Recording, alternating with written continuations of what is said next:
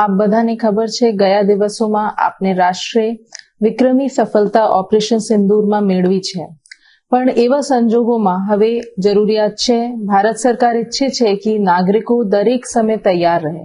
એના માટે civil defence નાગરિક સંરક્ષણના નેજા હેઠળ આપણે બધા તૈયારીઓ કરીએ અને આપણે તૈયાર રહીએ કોઈ પણ એવા સંજોગો માટે. તો આજે આખા ગુજરાતમાં operation shield civil defence exercise એક મોક ડ્રિલ યોજવામાં આવી રહી છે. એની વિગતો આપની સાથે હું વિગતવાર શેર કરું છું. આપણે અરવલ્લીમાં પણ કરવામાં આવી રહી છે. આજે સાંજે એટલે 31 મઈના સાંજે 5 વાગે દરેક પોલીસ સ્ટેશન પર જે સિવિલ ડિફેન્સના વોલેન્ટિયર્સ ગયા દિવસોમાં નોંધાયા છે એ બધાને એક સાયલેન્ટ કોલ કરવામાં આવશે. એટલે કેટલા ઝડપથી એ લોકો ત્યાં ભેગા થઈ શકે છે એમને ટ્રેનિંગ આપવામાં આવશે.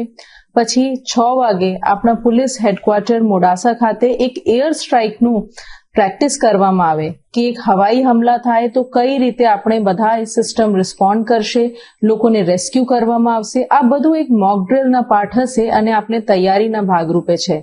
પછી એ લોકોને સાર્વજનિક હોસ્પિટલ ખાતે બ્લડ ડોનેશનની પણ એક તૈયારી કરવામાં આવી છે. એના પછી મોડાસા નગરપાલિકામાં 8 વાગ્યેથી 8:15 એક બ્લેકઆઉટ અંધારપટની આજે આયોજન કરવામાં આવ્યું છે. એટલે 8 વાગે મોડાસા નગરપાલિકામાં સાયરન વાગશે. 8 વાગે 2 મિનિટ, આ 2 મિનિટમાં ઉતરતી ચડતી તીવ્રતાથી આ સાયરન વાગશે. આ બધાથી વિનંતી છે કે આપના વીજ ઉપકરણ, જે દુકાનદાર મિત્રો છે એમના લાઇટ બોર્ડ હોય કે કોઈ પણ લાઇટ હોય ઇમરજન્સી સેવાઓ સિવાય એ બધું બંધ કરી દેવામાં આવે અને આખા બ્લેકઆઉટ જે કોઈ વોરના સંજોગોમાં કે દુશ્મન આપણે જોઈ ના શકે આ તૈયારીના ભાગરૂપે આપણે આખા એક બ્લેકઆઉટ 15 મિનિટ માટે કરશું.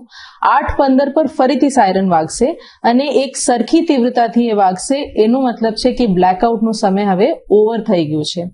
મારી બધા નાગરિકોથી વિનંતી છે કે એ બાબતમાં અમે જે કહી રહ્યા છે, જે સરકારી આધિકારિક સૂત્રોથી આપને જે સાંભળવામાં મળે છે, જે બાઇટથી જાણવામાં મળે છે, એમને જ સાચું માનવાનું, કોઈ અફવા નહીં ફેલાવવાની, કોઈ ભીવાની જરૂરિયાત નથી. આ એક મોક ડ્રિલના પાર્ટ છે અને અમે અપીલ કરીએ છીએ કે બધા નાગરિકોને એમાં સહકાર મળશે. આપ પણ આ તાલીમમાં જે છે એક પાર્ટિસિપન્ટ તરીકે આ શીખો એ વિનંતી સાથે હું આભાર માનું છું. અસ્તુ.